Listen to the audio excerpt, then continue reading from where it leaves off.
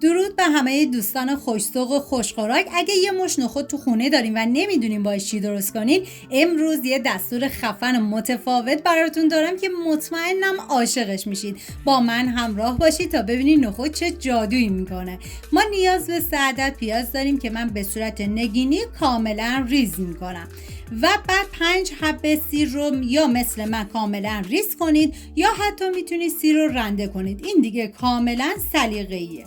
و بعد از اون داخل قابلمه من مقداری کمی کره حیوانی ریختم که همیشه گفتم برای غذاهای سنتی اگر از روغن کره حیوانی استفاده بشه عطر و طعم غذا رو خیلی خوشمزه تر میکنه.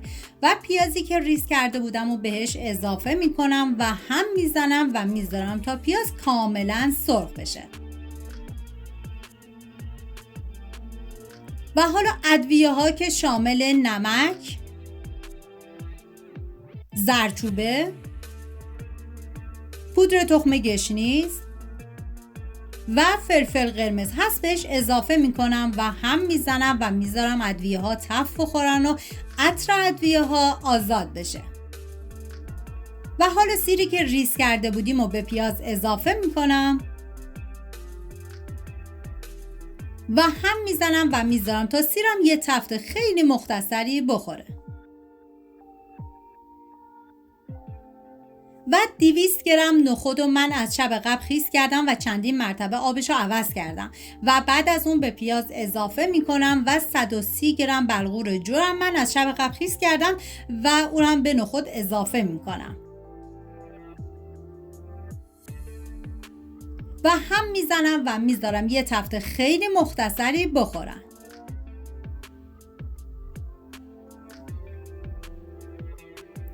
و حالا آب بهش اضافه میکنم و زمان میدم تا بلغور و نخود کاملا پخته بشه و لعاب بندازه.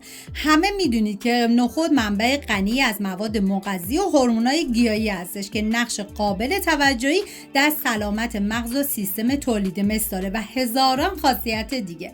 بعد از اینکه نخود و بلغور کاملا پخت و لعابدار شد من یه هم میزنم و نکته مهم این که در طی زمان پخت حتما چندین مرتبه هم بزنید که ته نگیره. و بعد 2 قاشق غذاخوری شنبلیله خشک، شما میتونید از شنبلیله تازه هم استفاده کنید و 2 قاشق غذاخوری پیاز چیپسی که اگه پیاز چیپسی نداشتی از پیاز داغ استفاده کنید و 2 قاشق غذاخوری نعنا داغ هم بهش اضافه میکنم و هم میزنم تا همه مواد با هم دیگه مخلوط بشن.